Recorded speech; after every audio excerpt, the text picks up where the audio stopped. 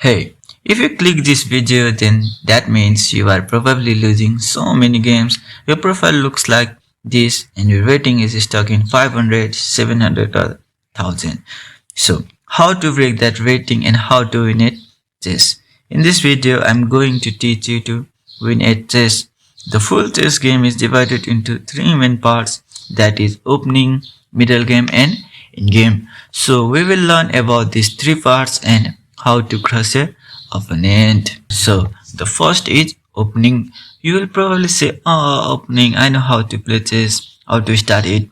But the most of the games you lose is because of opening. Here are the few games lost because of bad opening. So then how to be good at opening? There is a simple rule for a opening, that is to develop your minor pieces, to castle and to connect your rooks. You should start with developing all the minor pieces, the bishops and the knights. Let's see an example. You probably start with the most common pawn e4.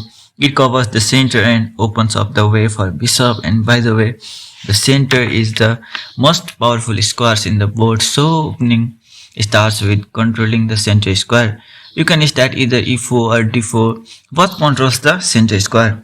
If you want to understand more about center square and its power to decide you win or lose, comment down below to make a separate video for it.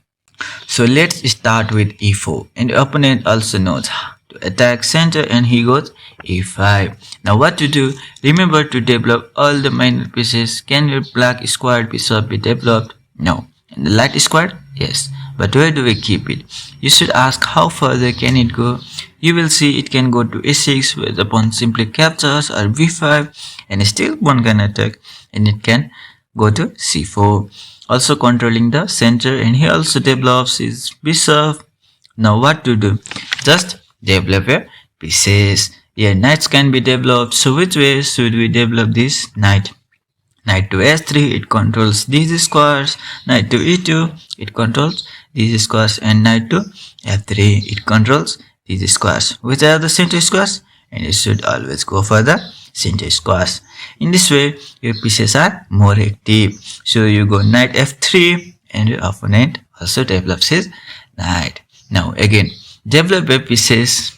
You should know where to develop this knight. It is knight to c3, and he also does the same, and now you have one more minor piece to be developed. You can push these either two pawns and develop the bishop. So which way is the best? You should ask from where my piece controls the most squares.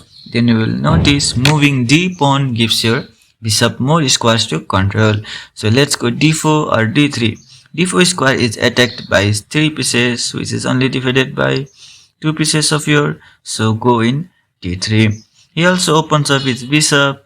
We move out our bishop, and where should it go?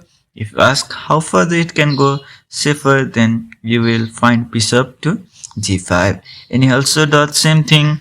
Now all the minor pieces are developed, and the second rule for the opening is to castle.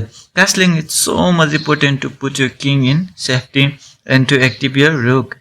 And you can castle both sides, either queen side or king side. So which way to castle? Where your king feels safe, like here. Your opponent has attacked in king side, so you should castle queen side to not get attacked more, and you will see here that he is not following opening principles. So it is bad for him, and in this example both sides has no attacks. So let's castle in king side, and he also castled. And now the last principle for the opening is to connect your rooks. By moving your queen, you move your queen either d2 or e2. Let's go e2, and now congratulations, you have completed the opening. And remember, if it attacks your any pieces, then do something about that attack. But if it does not attacks, then now you know how to develop your pieces. Now the second part of the game is the middle game. Now after opening, what should I do next? The simple rule is to go forward and attack his pieces. So how do we go forward? You can go knight here to d5, or you can go to pawn to s3. Let's say you pushed your pawn attacking bishop, and he captures your knight, and you take back with your queen. Now again, what did you ask? yourself how can my pieces go forward and attack something, or if it's not possible in one move, then prepare for two moves threat like knight to here and next threatening to fork. So if you ask that to yourself, you will start to find like bishop to b5, this pawn push a3 and b4, this knight to a4 or d5, and congrats, you find knight to d5, which is the most powerful square for knight to be in center, and it creates more threats.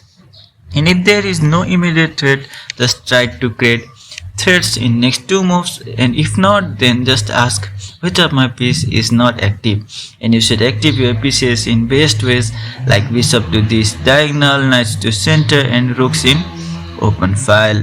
And remember, to improve middle game you should have knowledge of tactics, which is the main part of middle game. And to improve your tactic vision, you should practice puzzles, and if you wanna practice puzzles with me, then you can watch my live videos where I practice puzzles with discussion. And if you want to know more about the middle game plan, comment down below and I will make next video on it. After so many tactics and traits, we are in now finally in game. The position where there are less pieces are called in games, like king and pawns only, or king and pawns with rook, or with bishops or knights. So if you are up material, then you should trade the remaining pieces and go for pushing pawns and make a new queen and win the game. And if you are equal in material or less, then you should again go for tactics and developing your king.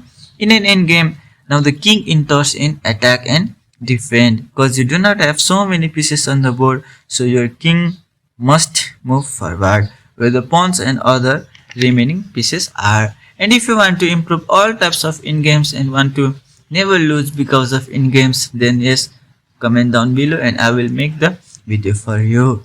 And if you are watching this video till the end, so first of all, thanks to you. And before leaving this video, do not forget to subscribe my channel and like this video. Good luck for your next game.